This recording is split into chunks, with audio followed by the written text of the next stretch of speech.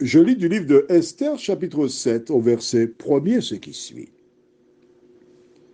Le roi et Haman allèrent au festin chez la reine Esther.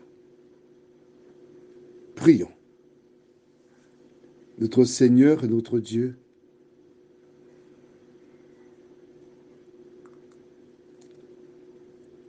nous revenons vers toi ce soir, fatigués, épuisés, ayant rencontré différents types de problèmes, incompréhension, jurons sur la route, queue de poisson,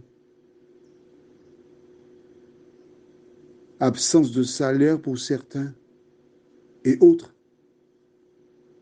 Mais c'est seulement la parole qui nous donne à nouveau espoir pour l'avenir. Tandis que nous prenons le temps pour l'étudier, que le Saint-Esprit nous accompagne. Pleinement nous t'en prions. Au nom de Jésus, pour ta gloire éternelle.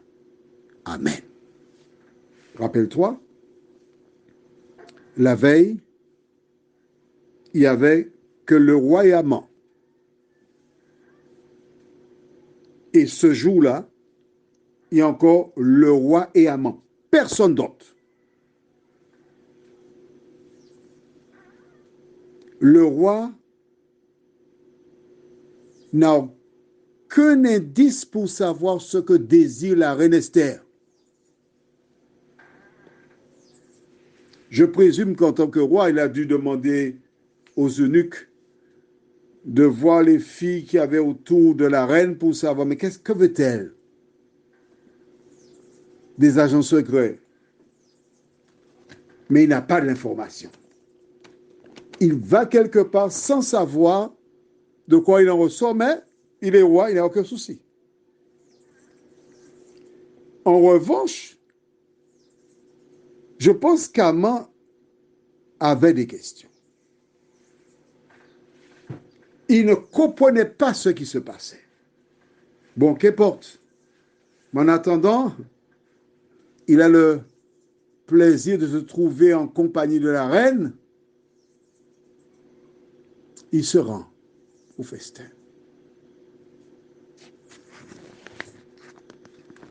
L'histoire de cet homme, elle est triste. Elle est triste pourquoi? Parce qu'en tant que Premier ministre,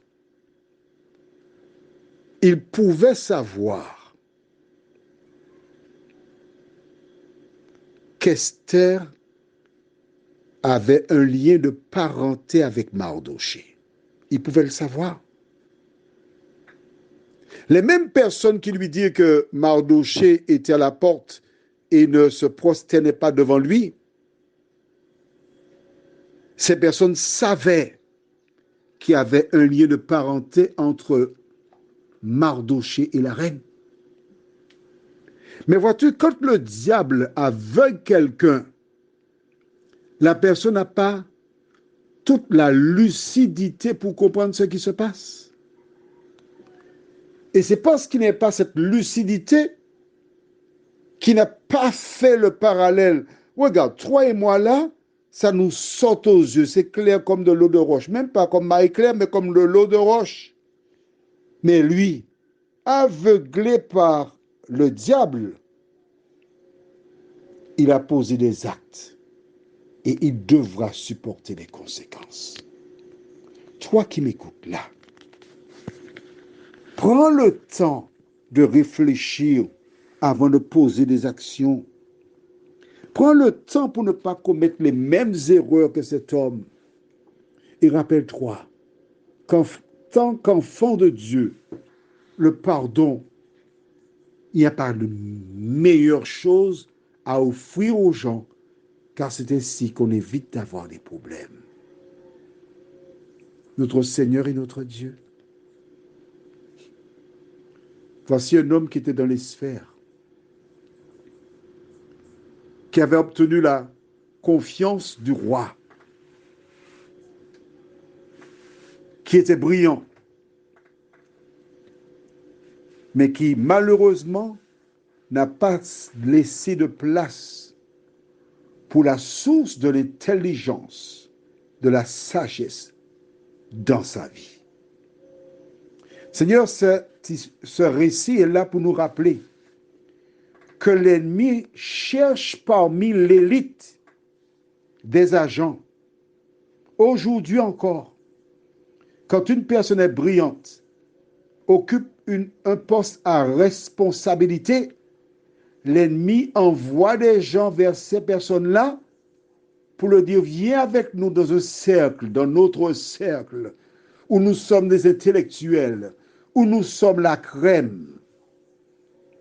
Et ces personnes se retrouvent piégées. Mais qui que tu sois, écoute-moi bien ce soir. Oui, écoute-moi. Si on t'a piégé dans un cercle de personnes faisant partie de l'élite, Jésus te dit dans Jean 6, 37, « Je ne mettrai pas dehors celui qui vient à moi. » Même si on te menace, même si les gens te disent que tu mourras, ce n'est pas grave.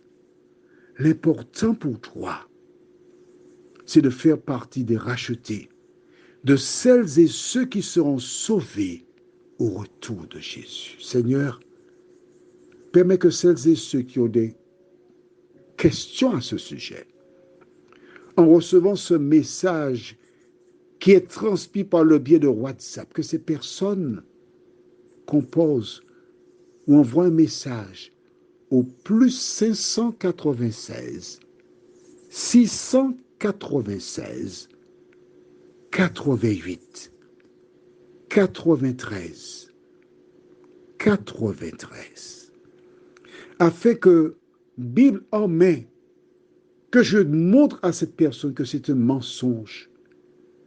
Tout ce que Jésus attend d'elle ou de lui, c'est qu'il reconnaisse ou qu'elle reconnaisse qu'elle s'est plantée et qu'elle retourne à lui. Seigneur, merci de visiter tous tes enfants. Au nom de Jésus et pour ta gloire éternelle. Amen. Je te souhaite une bonne nuit.